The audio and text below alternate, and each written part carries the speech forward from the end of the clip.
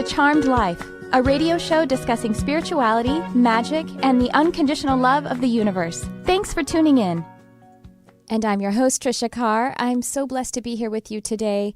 I want to thank you from the bottom of my heart, however you may be joining, connecting with this program. You know what? It is a live broadcast, so you can join us live every Sunday at 11 a.m. Pacific. If you want to follow me on social media, or if you go to ubnradio.com/channel-1, that is my network. We do broadcast live from the Universal Broadcasting Network studios in Hollywood, California. Sunset Gower Studios. A lot of people who come here say that it's haunted. And that's fine. I don't care. You could say that and you can experience that. And most of the time I don't experience it. But sometimes I do experience it. That's the reality shifting that we all have at our disposal. And so you can join us live. You can call in 323-524-2599. We have the phone lines open. I have an amazing guest today, wonderful intuitive, and we will take your calls to either receive your heart in a story that you want to share in relation to what we are discussing, or if you'd like for us to have a peek in and give some intuitive insight, reflect what's in your heart back to you, because that's truly what intuitive and healing insight is just you recognizing yourself. I would also like to tell you that you can join this by catching up with us on YouTube. YouTube.com/Tricia Carr is my YouTube channel. I post this show as well as other things on that channel. And then please do find us on podcast outlets, iTunes, iHeartRadio, Spotify, however you get your podcasts. Download, subscribe, like, review, share. I would really love it if you would do that. And I would like to say hello to the Lightworkers Lab, an online spiritual community of which I am a moderator, a guide, a teacher. You can find the Lightworkers Lab on Facebook by searching in groups for the Lightworkers Lab. This is an online community fellowship resource for education and spiritual expression and development. So do find us there. My friend Crystal Ann Compton is the founder, and you hear me talk about it all the time, so I probably don't need to say much more. But if you are new to this broadcast, go check out the Lightworkers Lab, and I am there every Wednesday offering my my services to you. All right. My website is triciacarcharm.com. And without further ado, I would love to welcome onto Charmed Life. This episode, we're going to be talking about some really powerful topics I think that you all will resonate with. And her name is Nicole Powers. She is a healing artist and an empowerment coach. Nicole, thank you so much for joining me again today. How are you? Great. Thank you, Tricia. I'm glad to be here. Your face is just like, it seems like it's not possibly real. It is so, just beautiful by the standards of whatever we call beauty today, but it's more than that. It's more than just the physical composition of it. So much just light, love, joy, and just adorability comes through that face of yours. So you have to watch this. If you're listening, you have to go back and watch, because you have to see Nicole's amazing face. Thank you. I know you get that all the time, huh? I actually really used to hate being called cute and adorable, and now I love it. So, growth is possible, and I embrace my cuteness. My friend actually the other day, by the way, I'd love to mention that I have a second podcast that I've just started with my partner, Aiden Demarest. We use partner in so many different ways. That could mean my life partner, that could mean my business partner. Well, he's my business partner. He's a host partner and a dear friend, and it's called Enlightened AF. It's not exactly like this show. This show is a bit more serious, although sometimes I say things that are less serious. But it's definitely a comedy podcast, but also talking about spiritual topics, and we get a little randy. Enlightened AF broadcasts live every Wednesday at 4 p.m. Pacific, and you can find our podcast stream as well, Enlightened AF. But Aiden was saying to me something about, if you were like this gorgeous woman on our show, and he caught himself, and he's like, oh, I'm sorry, you are gorgeous. And I was like, no, I know what you mean. I'm like girl next door. I get it. It's fine. And so embrace it, right? Embrace it. Embrace your type. We all have uniqueness, and it's all beautiful. Yes. So that's what I had to just step into. Cute is beautiful. That's right. It's another way to say beautiful. It's just a social construct at this time. Of beauty is a way to say it. I think there's a bit of a lag, so sorry about the awkwardness and the pauses. So anyway, Nicole, you would you tell everyone right at the top here how they can get in touch with you and the kind of work, leadership, services, teaching, guidance that you are providing? I would love to. So I am an empowerment coach. I am a massage therapist. I do energy healing. And of course, those of you who know me and are very familiar with the Lightworkers Lab, I'm a teacher and moderator there as well. I also do intuitive readings. So I have a lot of different things under my belt. All of it, though, is focused on forward motion, healing, and really living your best life. So if you'd like to contact me for any of my services, NicolePowers.net is how you get a hold of me. Or on Facebook, you can search in the search tab the @ Blue Sky Nicole, and that will bring up my business Facebook page and all of my contact information. Thank you so much. And a lot of people, we're going to be talking about inner child work. And, I know a lot of people are curious when folks come on the show as my guest experts about people's background. A lot of people who are connecting with this broadcast are experiencing awakening, what we call awakening, spiritual awakening. And I know you and I have a similar past so far as being in the evangelical Christian church. How long have you been on what you might consider a path of awakening, or when did you have an awakening experience that was a bit obvious?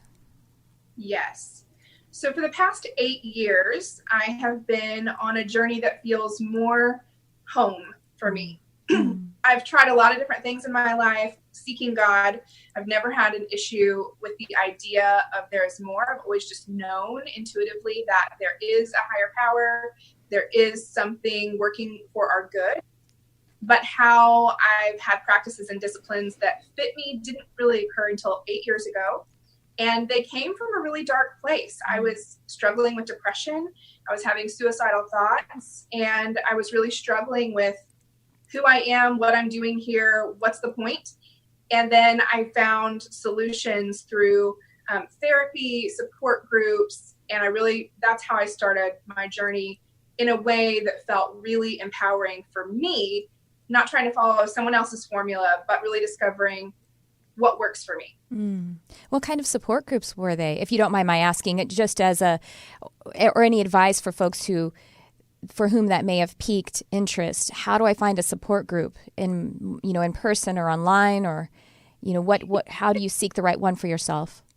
You can search whatever it is that is the issue. And for me, it was definitely divine intervention. I found myself, so I come from an alcoholic family, and I found myself in a support role to some of my family members who attended AA. And I'm not an alcoholic myself. So as I was in an AA room, I was thinking, like, where is this for non-alcoholics? And it got me curious. I want this, but I can't come here. And so I started looking at other 12-step programs. And there's a 12-step program for every topic under the sun. I also joined a trauma group for women who had experienced trauma. And that really, both of those avenues, 12-step and then a trauma group, were what fit me.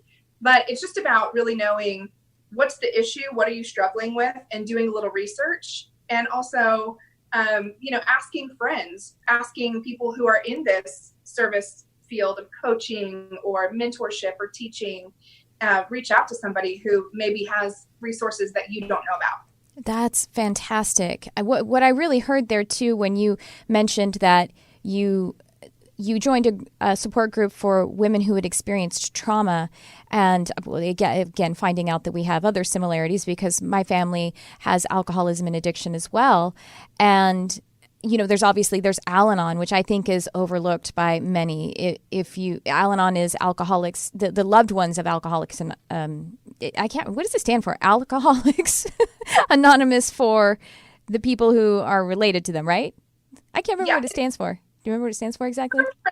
Family of alcoholics, but I think Al-Anon is just shortened Alcoholics Anonymous, just I think it's just condensed. Okay. For some reason, that's always how it's referred to for people who are, the support group for family members or, close relatives or close associates of people who are alcoholics.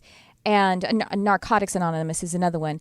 But the one, when you said a support group for women who've experienced trauma, I experienced a lot of trauma growing up, and some of it was physical, but it was mostly emotional, and that cannot be underestimated. The emotional trauma, mental and emotional trauma, and I actually had PTSD for a little while, and I didn't know that.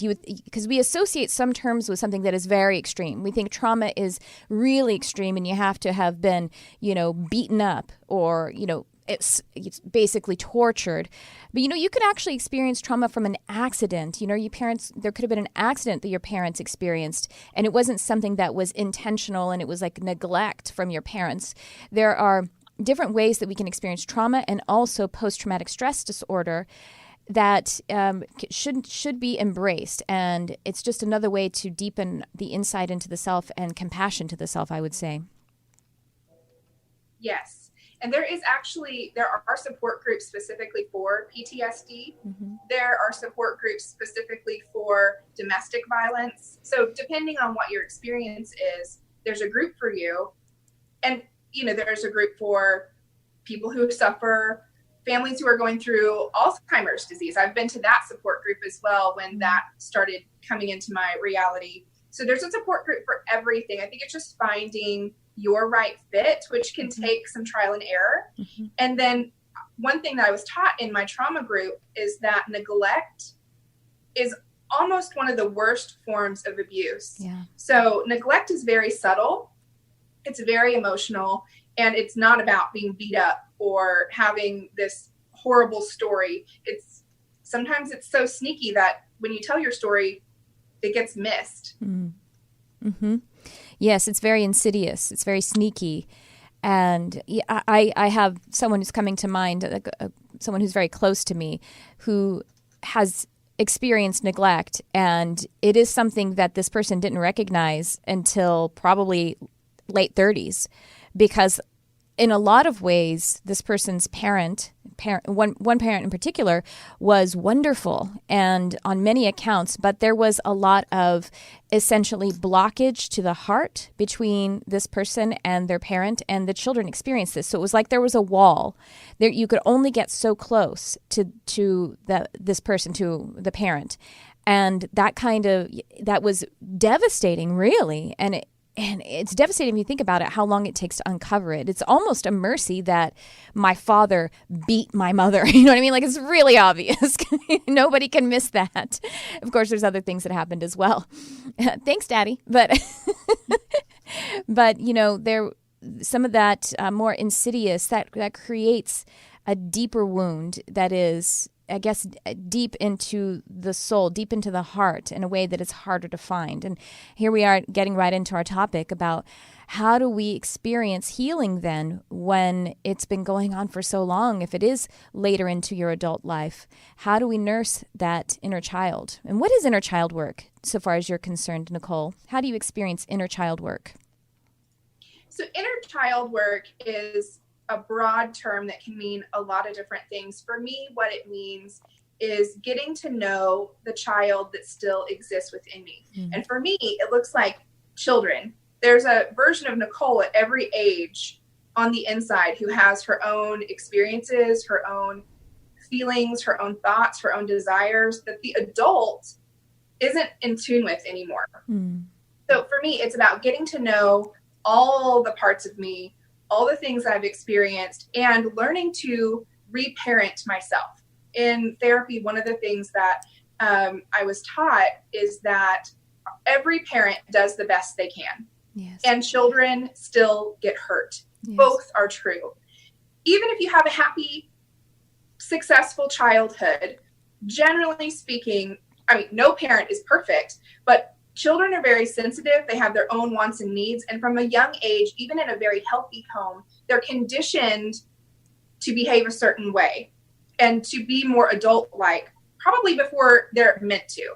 And so for me, inner child work is being able to reclaim my own innocence, my own wonder about the world. And really, it's a different way of getting to know God or spirit or higher power from the childlike position, which I think is the best way to get to know your eternal parents, your spirit parents, your creative process with those parental spirits. That's beautiful. And so do you have specific, I don't know if I want to say techniques or practices to be able to connect? Do you have you set aside time to experience all of those baby Nicoles? I've not worked with every Nicole yet. But there are techniques and tools, and what's great is they're very similar to the things we all do. Well, maybe we don't all do, but many of us do in an effort to walk this spiritual walk. So writing with your non-dominant hand. One of the tools that I teach people is to, as the adult version, as today I'm 36, and so 36-year-old Nicole will ask a question of, let's say, 11-year-old Nicole. And then with my non-dominant hand, I'll write the answer. And I'll just trust what comes through. There are lots of techniques, meditation, where you can kind of go back and introduce the new you, the you today, to your child you. And one of the purposes of this is to build a bond with your inner child, because there are things your inner child did not get that they still need. And you get to be the parent, the loving parent. Yes, that is the key. Mm-hmm. Mm-hmm. That's integration. Sorry, go ahead. Yes. Yeah. And we all have a critical parent within us, because there are old tapes that are running from our childhood, things we think we should be doing, things we, were taught how we should behave. And so as I get to know my inner child, I also get to know the critical parent in me. And then I get to choose, how did I want to be parented? What would have felt good then? And one of the things that I do today, when I do inner child work, I usually do it because I notice that I'm reacting from a place that does not feel 36. So if something in my life happens and I have a really strong reaction, like I want to throw a fit, I want to roll around on the floor and kick my feet about it, that's not a 36-year-old response. So it's a good indicator to me that maybe I need to take a look at who's in there that needs to roll around the floor and kick her feet, and what does she need right now to feel better. Oh, yeah, I love that.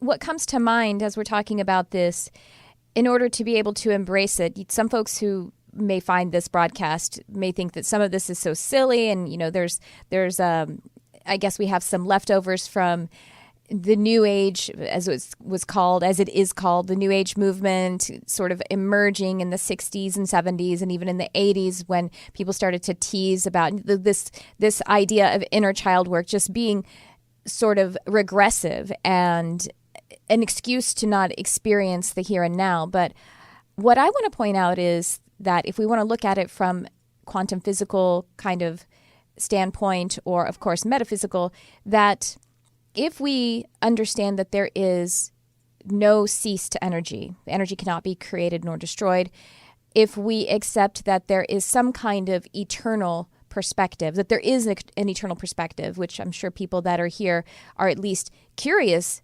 about, then time is an illusion and all things exist.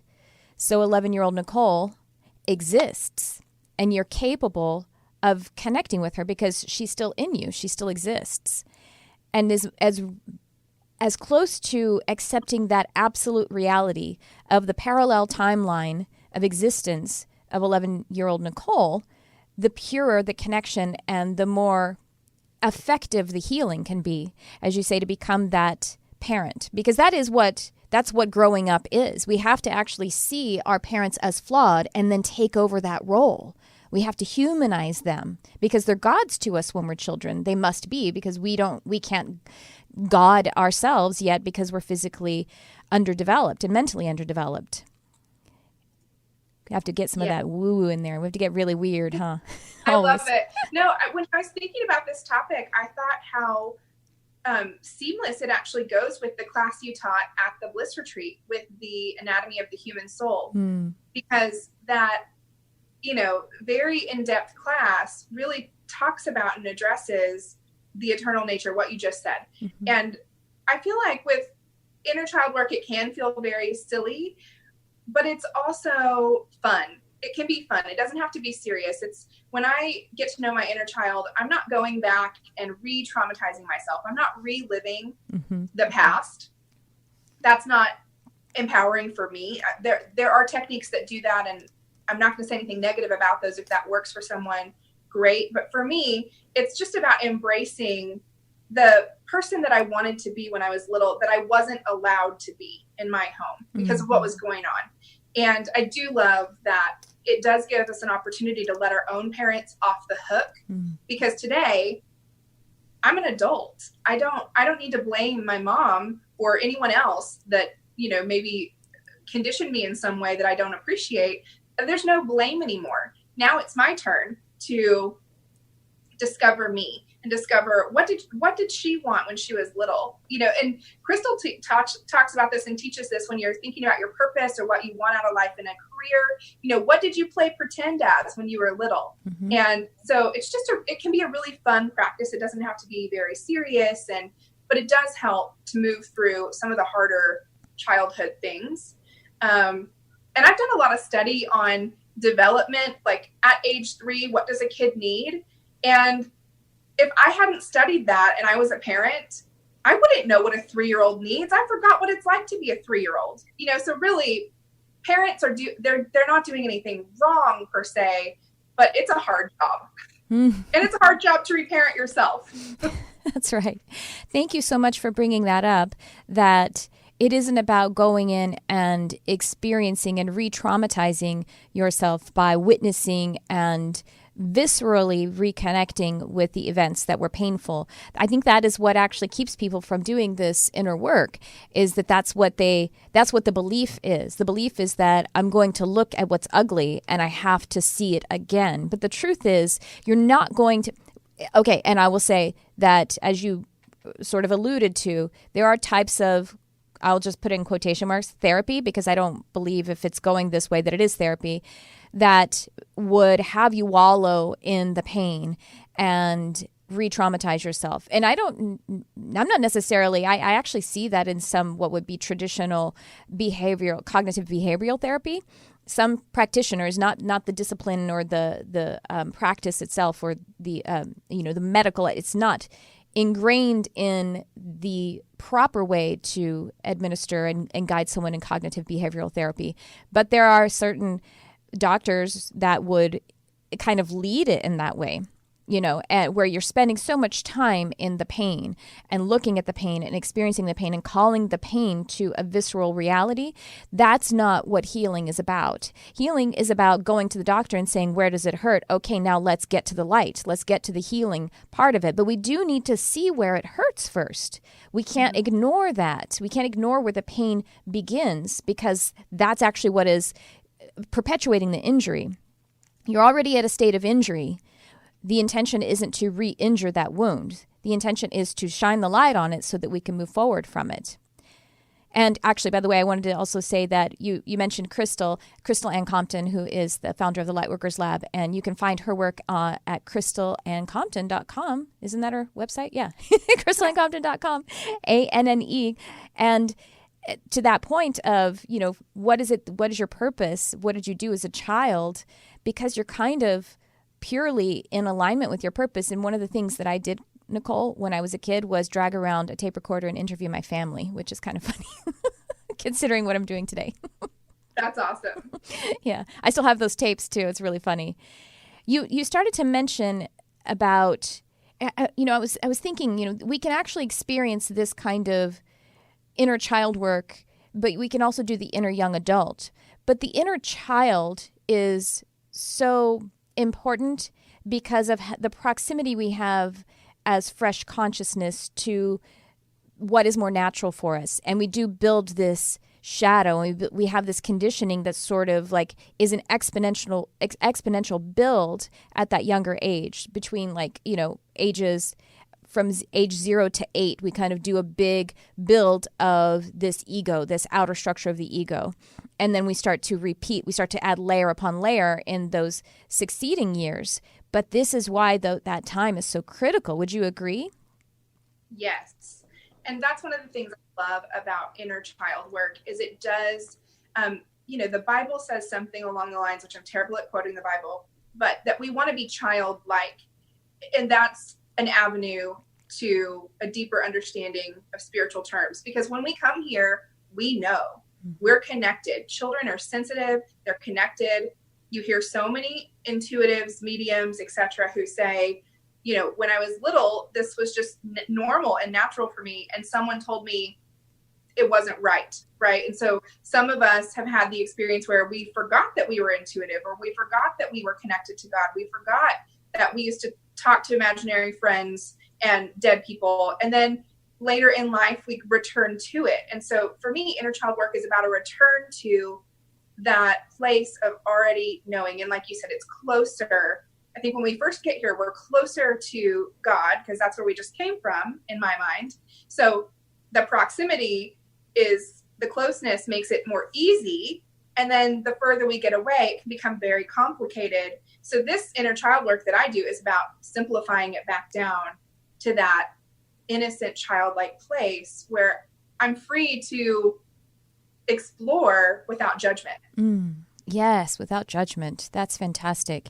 I want to mention that the phone lines are open, 323-524-2599, if you would like some intuitive insight, or if you want to just talk about something that is kind of stuck, that feels a little bit stuck. We'd love to shed some light or hold some light space for you for that, 323-524-2599.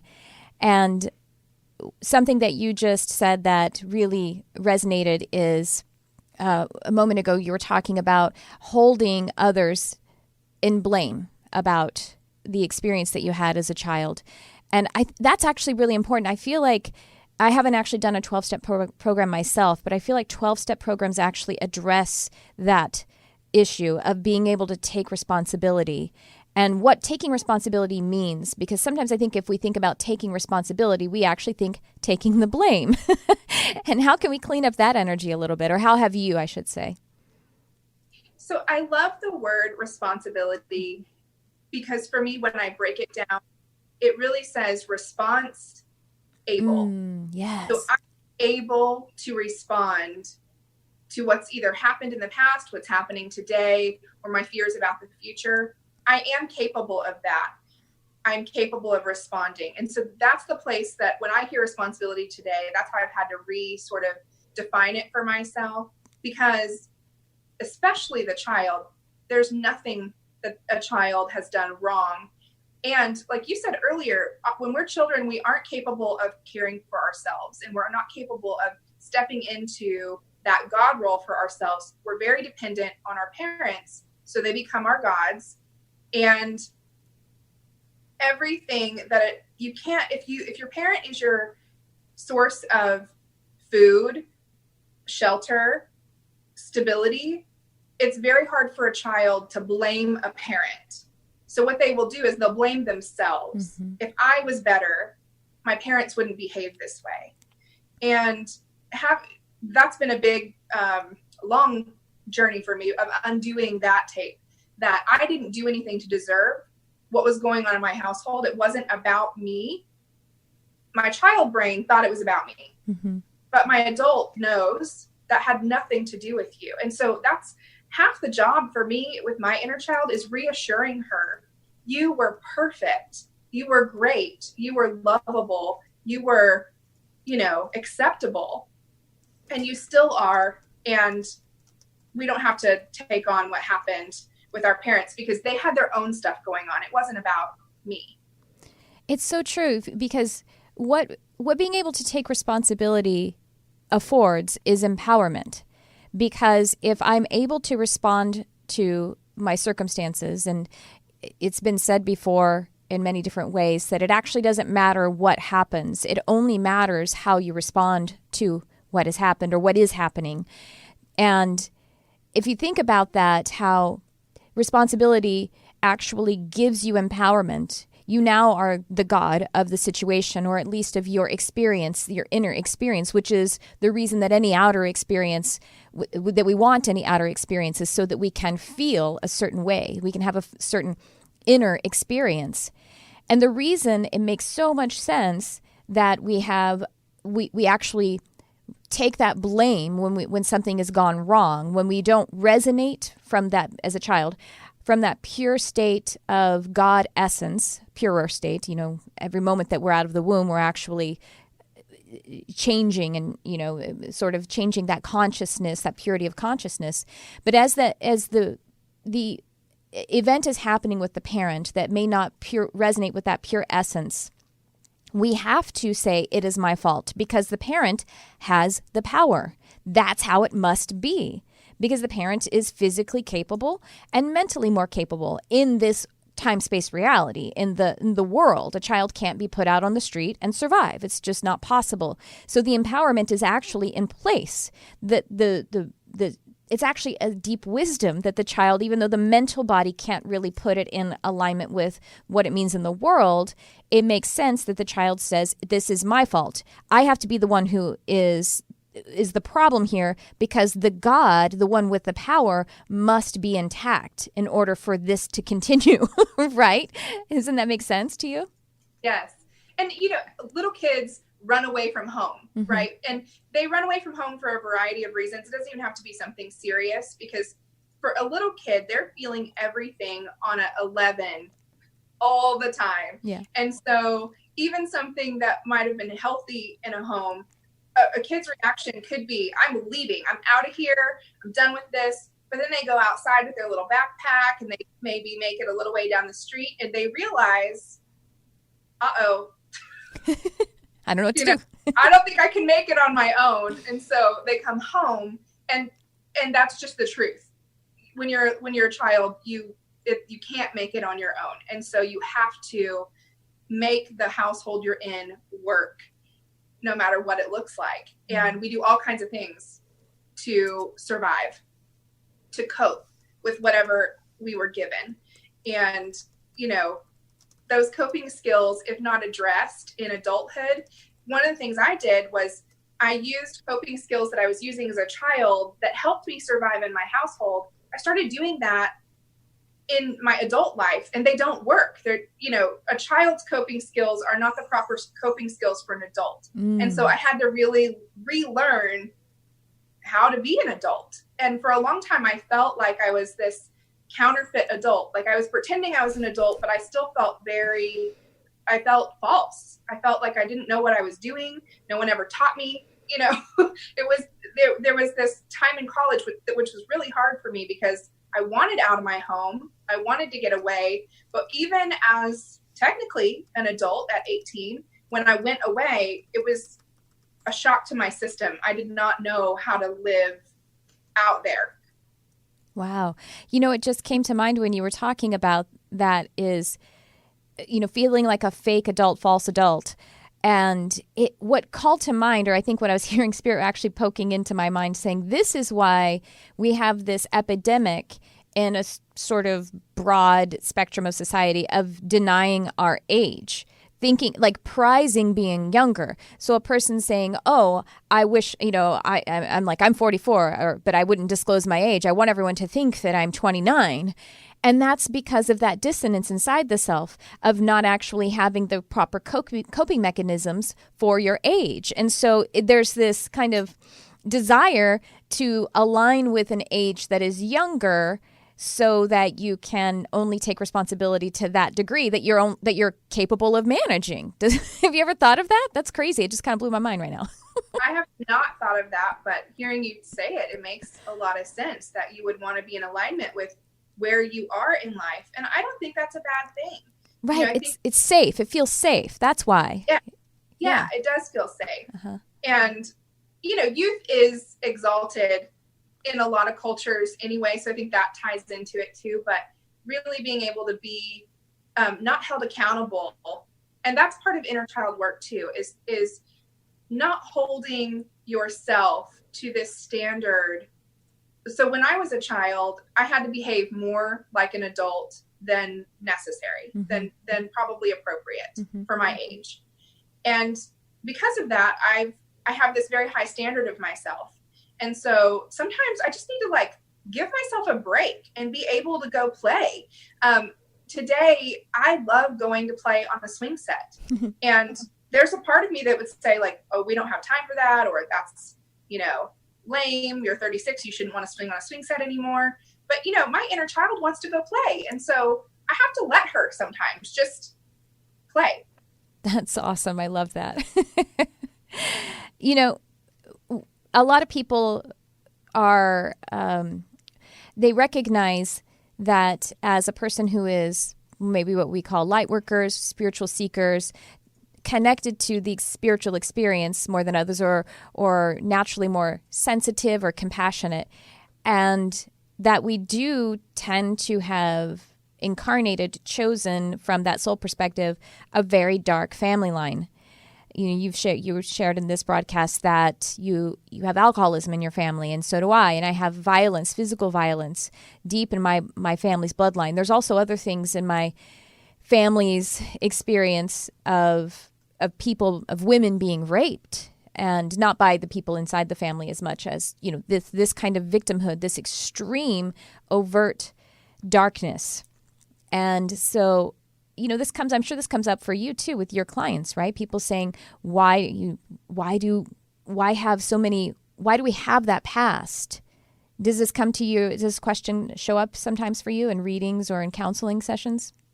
Yes. Mm-hmm. And it's a question I've asked many times. Me too. Because one of the things that I think I believe from where I am right now today, my beliefs change. And so I almost hate to use the word believe, but I get the sense that I chose my family, that I chose this body, that I chose this time, that I chose the country, that I chose. And so there have been oftentimes I've asked myself, why would I choose this? Like, what were you thinking? And the answer that I always come back to is a simple answer, because for me, that's what works. It's probably a lot more in-depth and complicated than I can figure out with my human brain. But what it comes down to me is I believe I came to shift the tide, to stop the cycle, to be the one who steps into recovery or solution. All it takes sometimes is one person to change, and then the family dynamic can begin to change. It's interesting. My family did not enjoy when I started going to counseling. It freaked them out. I started behaving different. They didn't know what to do with me.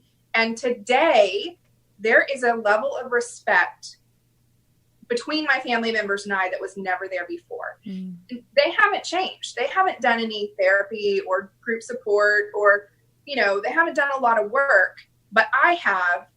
And because I've done that, they treat me differently. It took a long time, but they treat me so much more differently today because I learned how to respect myself. I learned to advocate for myself. I learned how to say no. I learned how to walk away. I learned how to have a God that isn't a family member, lots of things. And so today, my family, we have really good relationships because I took the time to do the work I needed to do for myself. Because at the beginning, their first response to you pursuing healing the way that you were, they felt exposed, and those areas about them that were painful and that were wounded felt exposed. But you getting on the other side of it to a place of empowerment, and you holding that space for yourself offers that frequency to them, and it actually feels much more comfortable because you're stable and you are offering them by being in alignment with your energy, you're offering them the opportunity to feel that for themselves. So now they can continue to feel exposed as you continue to grow. Obviously, we have free will, but being so secure as you are, then holding that frequency stronger, it's just going to win. The strongest frequency always dominates. Yes. And they did feel exposed. And I also think that whether it's you, like we talked about in the beginning of this broadcast, that sometimes when you hear inner child work, there's these assumptions that it means re-traumatizing or having to go back and relive something. And for me, that's not what it means at all. But I think my family did the same thing. They thought that me getting help was going to mean a certain thing for them, or that it would mean that I would blame them, or that I would come to them and say, you did this and you did that and it wasn't right. And they would be exposed even more, confronted. And that isn't what healing does. Healing allows you to forgive and release that past. And I'm able to see my family members for who they are instead of who they were. Yes, and there is a difference between, this is another thing I think that fear and ego will try and point out, that releasing the past is completely different. Being healed and releasing is totally different than denial and repression. That is actually what we're in when we're sort of fostering the wounded state. Being able to release it is because you've actually done that parenting of yourself and you no longer need it. The reason we hold on to pain is like a biological or a functional reason to hold on to pain is so that we can learn how to not create it again. So we can experience that right now. We're intelligent enough. We're developed enough by the time that we are whatever age of adulthood to be able to examine that, learn from it, and then release it as pain. What happens is the stories don't go away. It's not like this was something that was confusing for me when I was trying to move past and kind of release some unforgiveness I had of people that harmed me as a child. It isn't that I have given my stamp of approval to the actions that happened. It's that, and the stories, I was thinking like, well, then I have to like somehow get a lobotomy. I don't understand this. It makes no sense. How can I not feel pain over what happened to myself when I can still remember it? Well, it's like when you are able to actually move past it and release, you release the emotions, you release the mental and physical response to it. And it is though when you remember it, it's someone else's story. It's further away. And that's the distinction. It's still there and we still have it as a cautionary tale. I mean, it's not, we haven't forgotten it. And so anytime we need to learn from it, it's available, but we don't, when we actually, we get to the place of being able to heal the pain of the emotional and physical body, then it's just there as a signpost from the past, like a movie we watched. Yeah. And I hear one of my clients will say to me, that's what attracted me to you, is that you could talk about your past, but you weren't feeling it. Mm-hmm. I didn't, there was a time when I could not have this conversation with you, Tricia. Yeah. First of all, I would have not wanted to, I would have had so much shame about it. I wouldn't have wanted to say the things I'm saying. And then second, I wouldn't have been able to say it without crying, without feeling the anger that I felt, without feeling hostility for my family, or, there would have been so much baggage in this conversation that isn't here today. And that's what attracts people to this work, is when they see somebody who's done it and you and I can just talk about this like we're talking about the weather. Mm-hmm. Because for us, it really is reclaimed, redeemed. And now my childhood is a beautiful part of my story. It's not a negative thing. When I say I come from a family of alcoholics, I don't have any shame about that. I'm grateful today for that. That's beautiful. One thing that I think when we're moving through that and finding the answers to the question of why do sensitive, light worker, compassionate, spiritual seeking people as a lifelong purpose, why do they have families that have the darkness in them, the abuse and the trauma? And one stage I think we need to release is actually having pride in the pain. That is something we have to move past. And I just wanted to take a moment to say that it isn't necessary to have an extremely dark family history in order to be a person who helps others.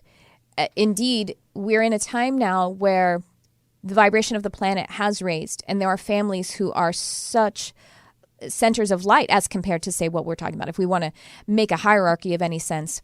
And a child coming into a family that is full of light can do a lot of wonderful work and that life purpose as well.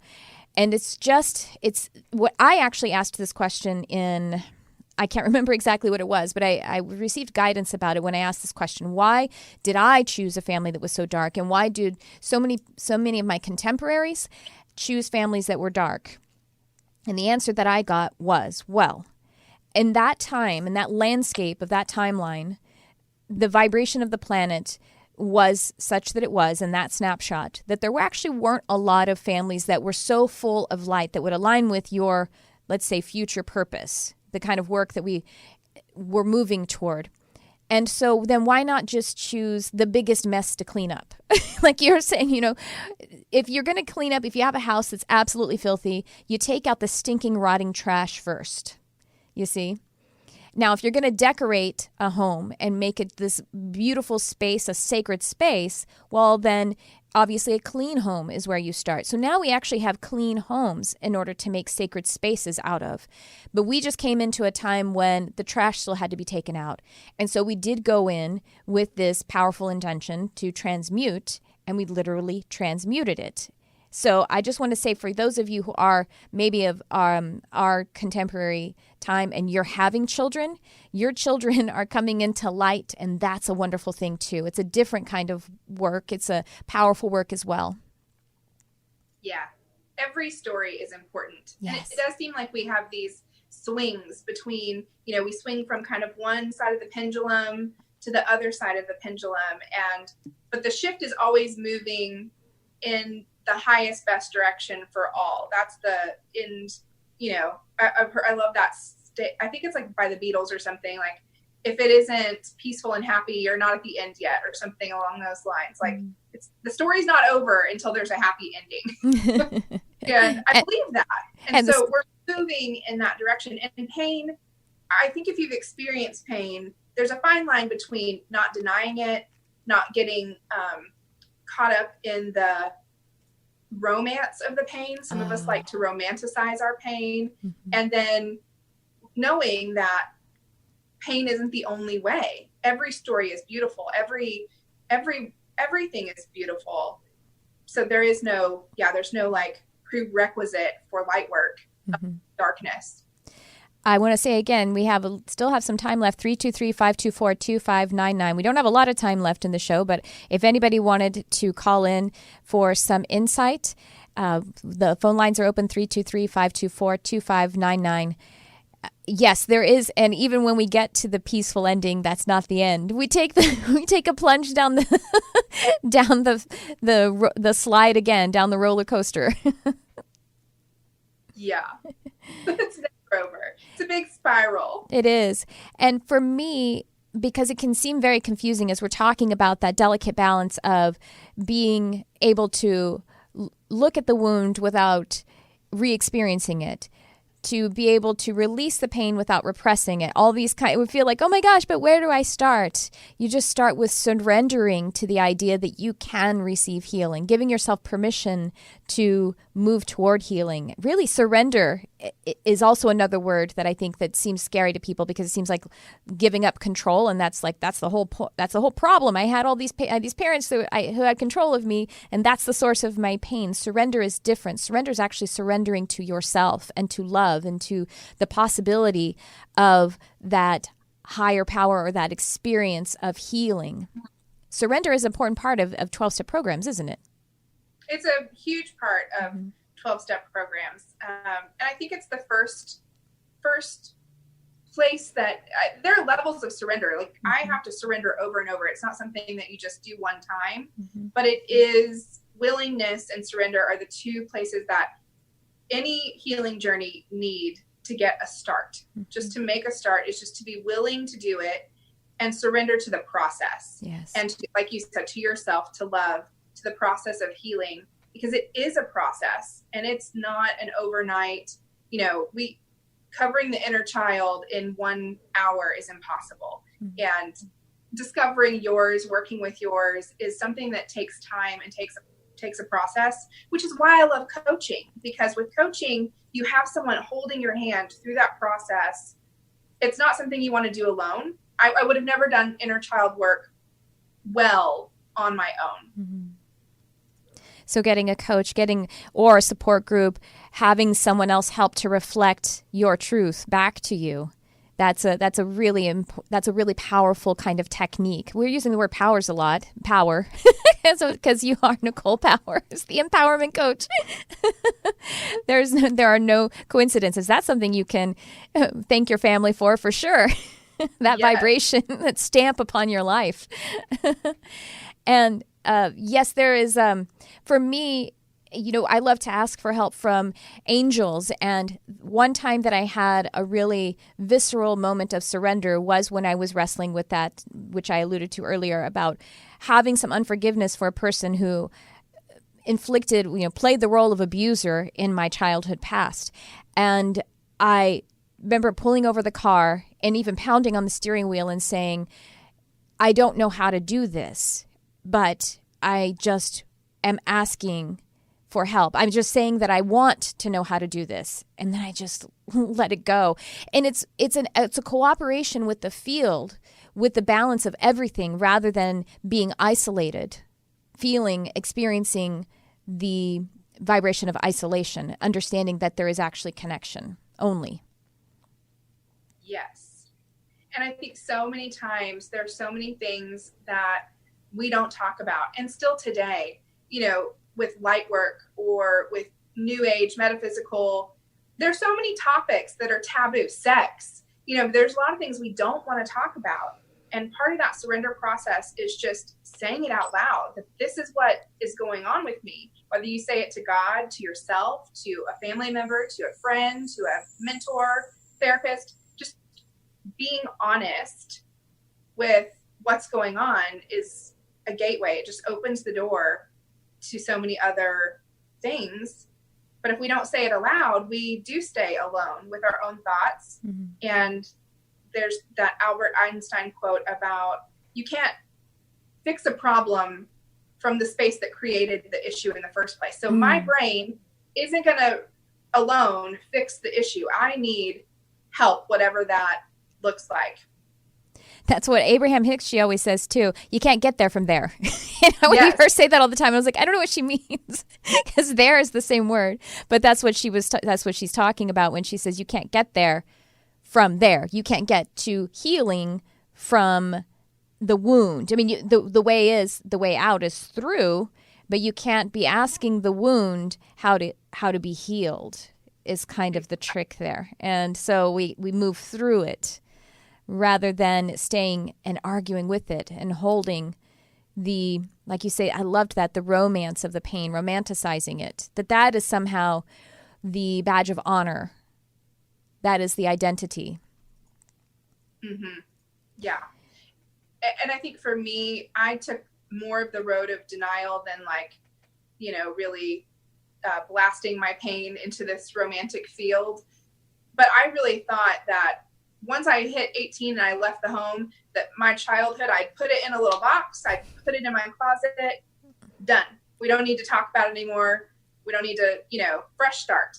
And that didn't work for me. Mm. And, and then the opposite is true too. If someone romanticizes their pain, I've heard it said, sometimes you have to wade out into the swamp and get your hands a little dirty. You have to kind of get out there in it, but you don't set up home there. You don't pitch a tent in the swamp. You go out in it, do what you need to do, and then you come back out. Yes.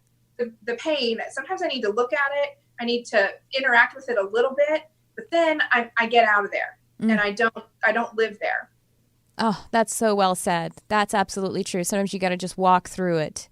And that's the nuances of a life experience and the journey. Yes. Well, we are actually out of time now.